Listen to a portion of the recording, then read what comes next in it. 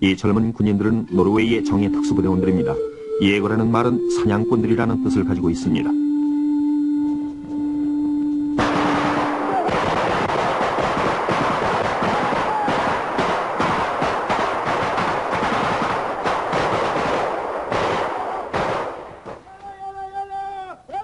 나토에도 소속되어 있는 이 특공대의 주요 임무는 적진에서 정찰과 파괴 임무를 수행하는 것입니다. 예거대원은 아군 진지에서 멀리 떨어진 위험한 지역에서 단독으로 또는 일개조를 이루어 작전을 수행합니다. 위험한 임무를 수행하는 데 필요한 지성과 강인한 체력, 그리고 자신감과 순발력을 모두 갖추고 있는 사람은 많지 않습니다.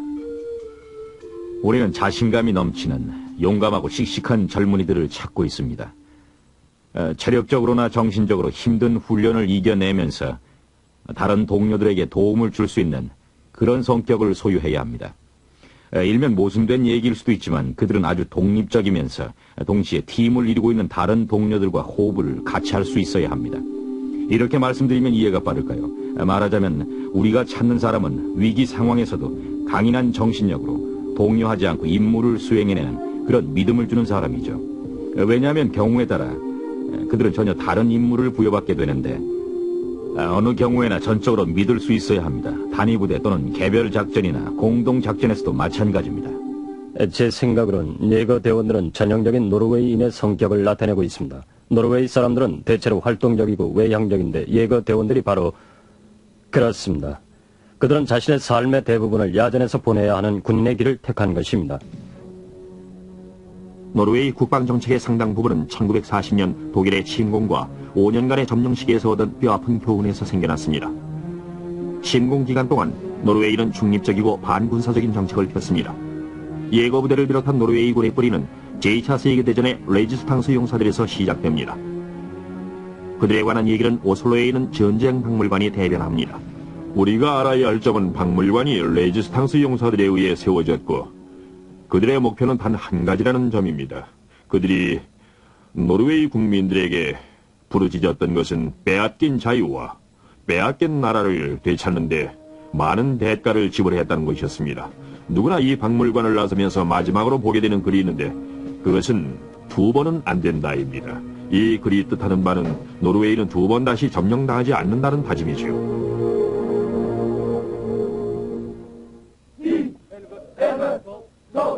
현재 노르웨이군은 13,500명의 직업군인들로 구성되어 있는데 매년 징집하는 군인들과 합치면 29,000명으로 늘어납니다. 그중 정예군인 400명이 훈련을 거쳐 예고부대로 편입됩니다. 이들은 엄격한 선발 절차를 거쳐야 하는데 10대 1의 경쟁률을 뚫어야 합니다. 선발이 끝나면 우리는 그들의 육체적, 정신적 능력을 알기 위해 별도의 시험 과정을 두고 있으며 최정예 요원을 선발하기 위하여 군 내부의 정신과 의사와 별도로 상의를 합니다. 선발이 끝나면 예거 대원들은 지역 훈련을 받게 되는데 장애 코스부터 훈련이 시작됩니다.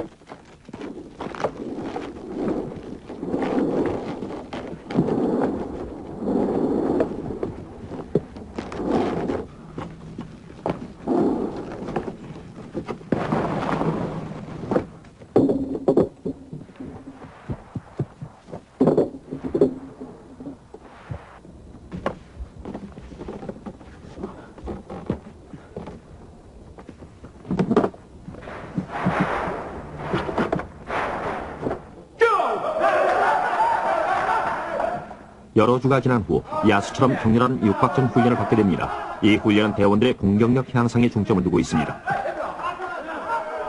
훈련 목적은 제2차 세계대전 때 병사들에게 가르쳤던 것과 같습니다. 스스로 생존하는 법, 짧은 시간에 위급한 상황을 극복하는 법, 그래도 모두 실패할 경우 대원들은 스스로 방법을 찾아 상황에 대처해야 합니다. 우리는 대원들을 완벽한 특수군인으로 훈련시킵니다. 대원들은 2가지 극적인 상황에 처할 수 있습니다. 사람을 죽여야 하느냐 살려야 하느냐는 경우죠. 그들은 어느 경우에나 잘 처리할 수 있어야 합니다. 우린 그들에게 이럴 때는 이렇게 하고 저럴 때는 저렇게 하고 이런 장비를 쓰라는 식으로 교육하지 않습니다. 배급된 장비를 가지고 각 상황에 처했을 때 임무 수행을 하기 위해 어떤 장비를 선택하느냐는 그들에게 달려있죠. 예거 대원이 된 병사들은 어떠한 문제라도 해결할 수 있다는 자신감과 확고한 신념을 갖고 있으며 체력의 한계를 극복해내는 능력이 있습니다. 보안상 조심스럽게 행동하는 이 예거가 바로 예거 부대가 추구하는 군인상입니다. 람보 같은 영웅이 아닙니다. 우리가 찾는 사람은 지혜와 지성을 갖춘 사람, 임기응변에 능한 사람, 체력의 한계를 극복하고 정신력으로 싸울 수 있는 사람입니다. 여기에 오는 대부분의 사람들은 비교적 좋은 신체 조건을 갖고 있으며 뭔가 특별한 일을 하고 싶어 합니다. 예거 대원들이 수행해내는 다양한 작전 상황 때문에 그들의 훈련에는 특수 장비들이 사용됩니다. 수중으로 침투할 때 발각되지 않도록 대원들은 공기를 다시 순환시켜 공기방울이 생기지 않는 폐쇄회로 수중호흡 장비를 사용합니다. 이런 산소호흡기를 사용하면 보통 2~3시간은 충분히 버틸 수 있습니다. 잠수 시간은 각자의 수영 실력과 운반하고 있는 장비가 얼마나 무거운지에 달려있죠. 구명정은 해안작전에 사용하는 장비 가운데 하나입니다. 이 소형 선박은 적진에 은밀히 침투하기 위해서 야간에 사용합니다. 재질이 가볍고 질길 뿐만 아니라 풍랑이 심한 바다에서도 900kg 이상을 적재할 수 있습니다. 예거 대원들에게 필수적인 장비 가운데 하나는 라플란드 대검입니다. 야전에서 임무를 수행하기 위해 이 대검은 필수품입니다. 보급로가 차단된 적진에서 한계 상황을 극복하며 작전을 수행해야 하므로 예거 대원들은 철저한 훈련을 받고 있습니다. 임시 막사를 만들기 위해 보시는 바와 같이 나무 조각을 이용합니다. 나무 둥치를 활용해서 막사를 짓는데 나뭇가지는 막사의 측면이나 지붕을 만드는 데 쓰죠. 완성된 막사 앞에서 모닥불을 피우는데 나무 조각과 돌멩이를 사용합니다. 1시간이나 1시간 반 정도 지나면은 물을 끓일 수 있을 정도가 됩니다. 그리고 뜨거워진 돌멩이로 체온을 유지하는데 돌멩이를 신체의 부분, 즉 겨드랑이 사이나 무릎 뒤 오금 사이에 그리고 배 위에 놓으면 체온이 내려가지 않아 2시간 정도 숙면을 취할 수가 있습니다. 겨울에 기온이 영하로 내려가도 수면을 취하는데 전혀 지장이 없습니다. 예거라는 단어가 의미하듯이 대원들은 특수훈련과 동물적 본능으로 혹독한 자연 환경을 극복하며 임무를 수행합니다.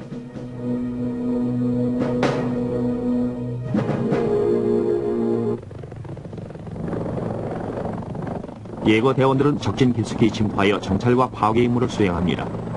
이를 위해 대원들은 침투 방법과 탈출 방법을 배웁니다. 그리고 작전은 대부분 야간에 이루어집니다.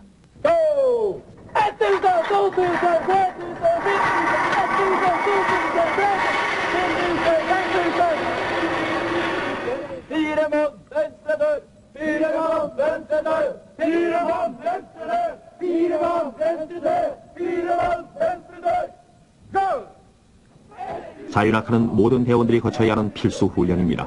대원들은 실제 낙하 훈련을 하기 전에 2개월간 지상 훈련을 받습니다.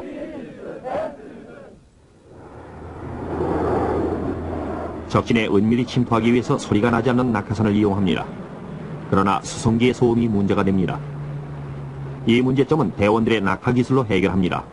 방법은 2가지가 있습니다.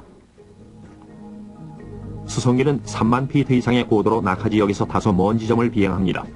첫 번째 낙하 기술은 헤이로우라고 하는데 낙하산을 펴지 않고 초속 60m의 속도로 2분 동안 자유 낙하한 후 안전 고도에서 낙하산을 펴니다.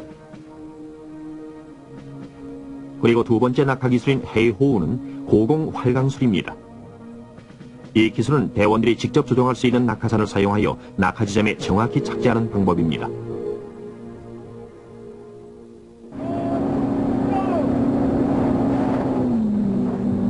해안 상륙작전을 펼치기 전에 지휘관은 아군의 피해를 최소로 줄이기 위해서 예거 침투조를 보냅니다. 해안까지 수영하는 동안 물갈 기질의 회수를 기억해두는데 이것은 통상 야간에 수행되는 침투작전에서 반환 지점까지 돌아오기 위한 거리 측정 방법의 하나입니다. 침투조는 해저에서부터 수면까지 장애 요인이 될 수 있는 모든 것을 철저히 조사합니다. 이러한 지형에서는 대규모의 부대가 전면 공격을 펼치기엔 적합하지 않습니다.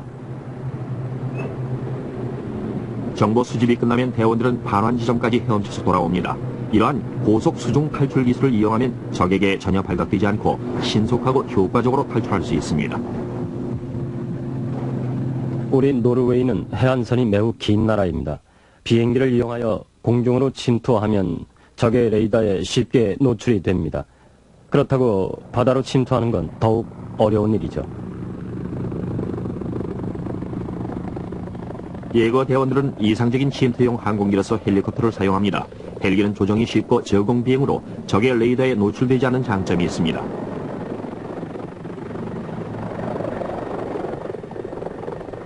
적진에 침투한 예거 대원들의 1차적인 임무는 게릴라전과 함께 전술 전략적인 정찰 활동이므로 5명이 한 팀이 되어 모든 상황에 스스로 대처하며 독립적으로 작전을 수행할 수 있는 부대여야 합니다. 4, 5명이 한 조를 이루어 종합훈련을 받습니다. 노르웨이에는 며칠 또는 몇 주를 걸어도 인가가 없는 지역이 있습니다. 그러한 상황에서도 자력으로 버팁니다. 열흘 동안 아주 특별한 종합훈련을 받습니다. 헬리콥터가 우리를 구조하기 위해서 온다는 가정하에 산에 오릅니다. 구조 지점에서 헬리콥터를 기다리고 있으면 헬리콥터로 구조할 수 없다는 무전 연락을 받습니다. 그러면 우리는 15km를 우회한 다음 10km를 더 행군하여 제2접선지로 가게 되는데 그제야 트럭이 우리를 구조하러 옵니다. 이 훈련은 절대적으로 대원 상호 간의 신뢰가 필요합니다. 왜냐하면 혹독한 추위와 예상할 수 없는 최악의 조건을 극복하고 살아남아야 하기 때문입니다. 그리고 우리가 배운 모든 것들을 실전과 같은 상황에서 시험해보고 확인하는 과정이죠. 우린 개인적으로 뛰어난 능력을 갖고 있으면서 동시에 조직 안에서 동료들과 좋은 팀워크를 이뤄내는 사람이 필요합니다. 부대원들 간의 결속력은 대단히 견고해야 합니다. 왜냐하면 그들 사이에 어떠한 악조건이 닥쳐도 서로 참고 양보하며 서로를 충분히 이해하고 도와가며 살아야 하기 때문이죠. 대원들은 맡은 분야에 따라 훈련을 받습니다. 적진을 무사히 통과하기 위해 독도법은 필수적입니다.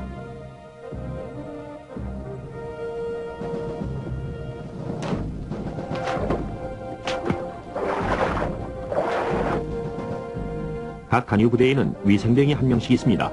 위생병은 25주 동안 야전에서 발생하는 응급 상황에 대처할 수 있는 훈련을 받습니다.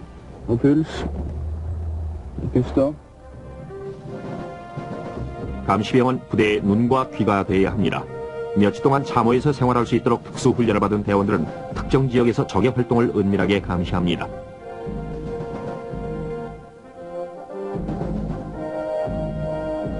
차량을 식별하기 위한 특수 교육도 있습니다.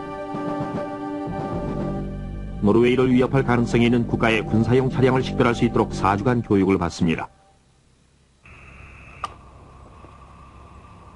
중요 사항으로 판단되는 정보는 즉시 통신병에게 전달되고 통신병은 이를 상급 부대에 신속하게 보고합니다.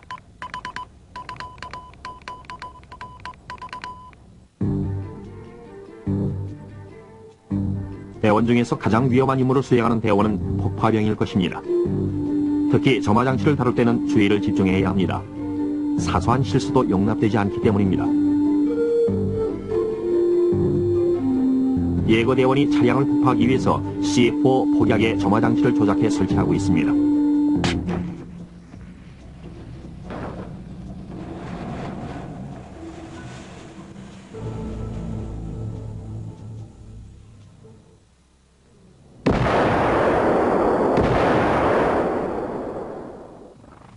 임무를 완수한 예거대원이 적진을 벗어나 안전하게 귀대하고 있습니다.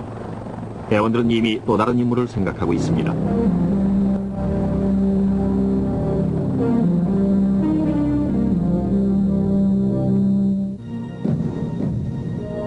노르웨이 군인들은 산악과 북극 지방에서 훈련을 받습니다.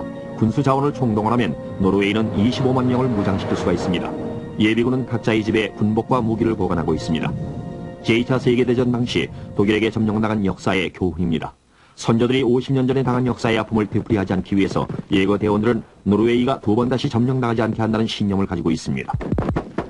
대원들은 확고한 신념을 갖고 있습니다. 대원들은 두 번은 안 된다는 표어를 가슴 깊이 새기고 있습니다. 자신의 임무를 수행하기 위해 특수훈련 받고 있는 대원들은 이 구호를 잊지 않고 있습니다. 2차 대전에서 특수부대원들은 승리에 지대한 공헌을 했습니다. 국민들 그리고 특수부대에 입대한 병사들과 영국군 관할에 있었던 노르웨이 특수부대는 노르웨이에 침공한 독일군과 싸웠습니다. 지금은 그 역할을 예거 대원들이 대신하고 있습니다.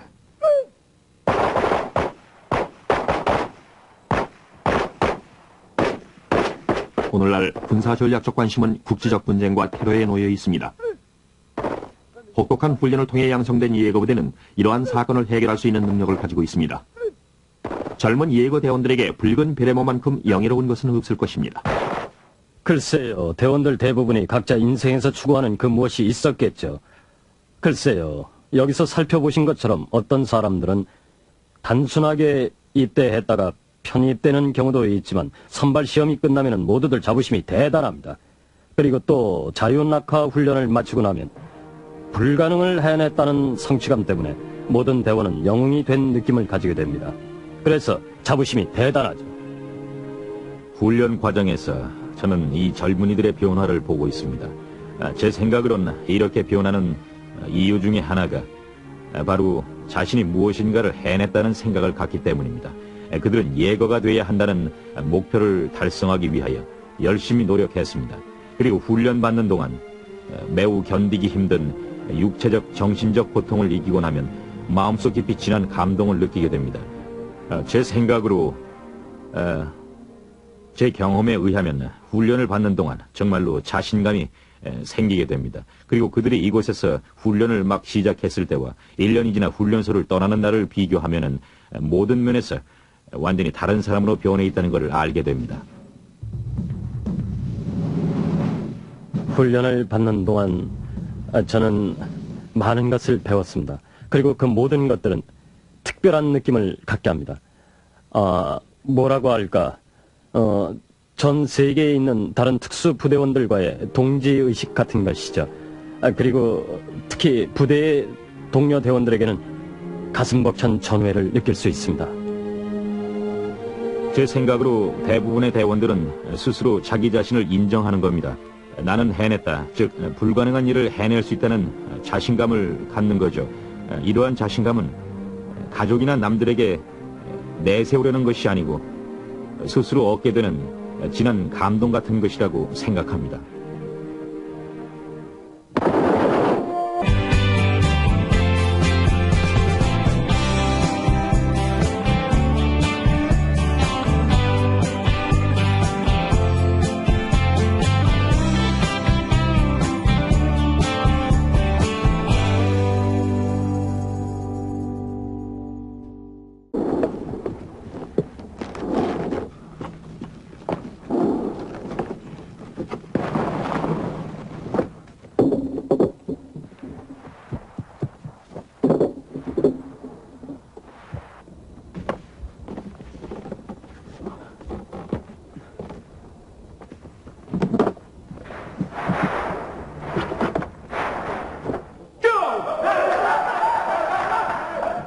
여러 주가 지난 후 야수처럼 격렬한 육박전 훈련을 받게 됩니다. 이 훈련은 대원들의 공격력 향상에 중점을 두고 있습니다.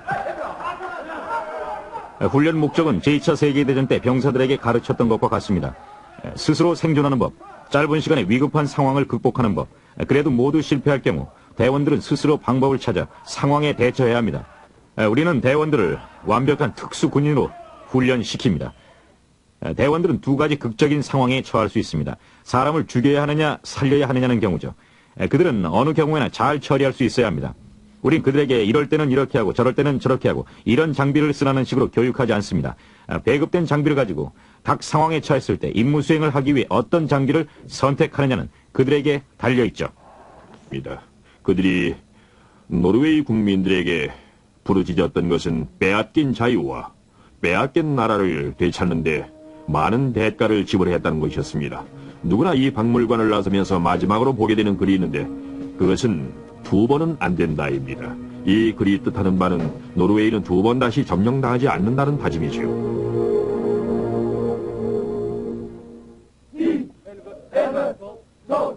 현재 노르웨이군은 13,500명의 직업군인들로 구성되어 있는데 매년 징집하는 군인들과 합치면 29,000명으로 늘어납니다. 그중 정예군인 400명의 훈련을 거쳐 예고부대로 편입됩니다. 이들은 엄격한 선발 절차를 거쳐야 하는데 10대 1의 경쟁률을 뚫어야 합니다. 선발이 끝나면 우리는 그들의 육체적, 정신적 능력을 알기 위해 별도의 시험 과정을 두고 있으며 최정의 요원을 선발하기 위하여 군 내부의 정신과 의사와 별도로 상의를 합니다. 선발이 끝나면 예거 대원들은 지역 훈련을 받게 되는데 장애 코스부터 훈련이 시작됩니다.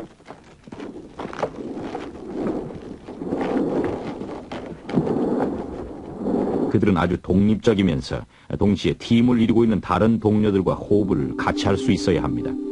이렇게 말씀드리면 이해가 빠를까요? 말하자면 우리가 찾는 사람은 위기 상황에서도 강인한 정신력으로 동요하지 않고 임무를 수행해내는 그런 믿음을 주는 사람이죠. 왜냐하면 경우에 따라 그들은 전혀 다른 임무를 부여받게 되는데 어느 경우에나 전적으로 믿을 수 있어야 합니다. 단위부대 또는 개별 작전이나 공동 작전에서도 마찬가지입니다. 제 생각으론 예거 대원들은 전형적인 노르웨이인의 성격을 나타내고 있습니다. 노르웨이 사람들은 대체로 활동적이고 외향적인데 예거 대원들이 바로 그렇습니다. 그들은 자신의 삶의 대부분을 야전에서 보내야 하는 군인의 길을 택한 것입니다. 노르웨이 국방정책의 상당 부분은 1940년 독일의 침공과 5년간의 점령시기에서 얻은 뼈아픈 교훈에서 생겨났습니다. 침공 기간 동안 노르웨이는 중립적이고 반군사적인 정책을 폈습니다. 예거부대를 비롯한 노르웨이군의 뿌리는 제2차 세계대전의 레지스탕스 용사들에서 시작됩니다. 그들에 관한 얘기는 오슬로에 있는 전쟁 박물관이 대변합니다. 우리가 알아야 할 점은 박물관이 레지스탕스 용사들에 의해 세워졌고 그들의 목표는 단 한 가지라는 점입니다.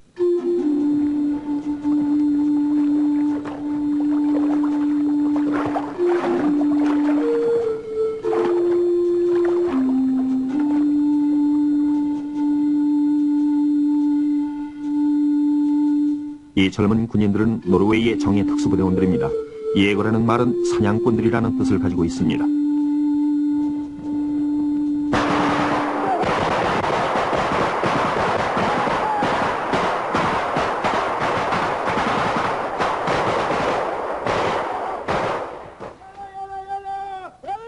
나토에도 소속되어 있는 이 특공대의 주요 임무는 적진에서 정찰과 파괴 임무를 수행하는 것입니다.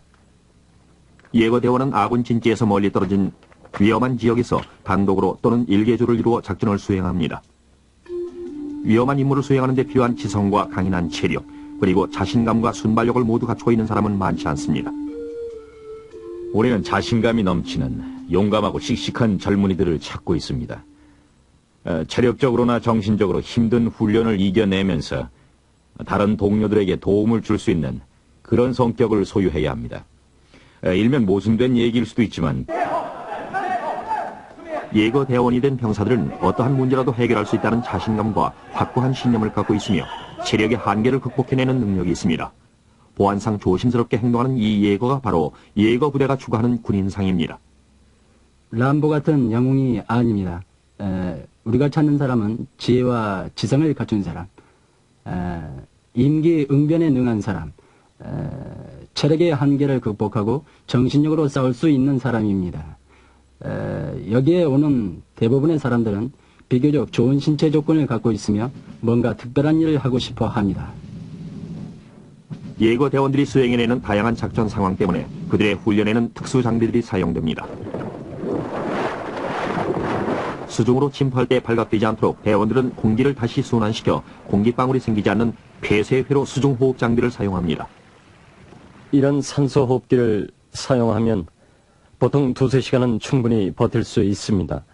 잠수 시간은 각자의 수영 실력과 운반하고 있는 장비가 얼마나 무거운지에 달려있죠.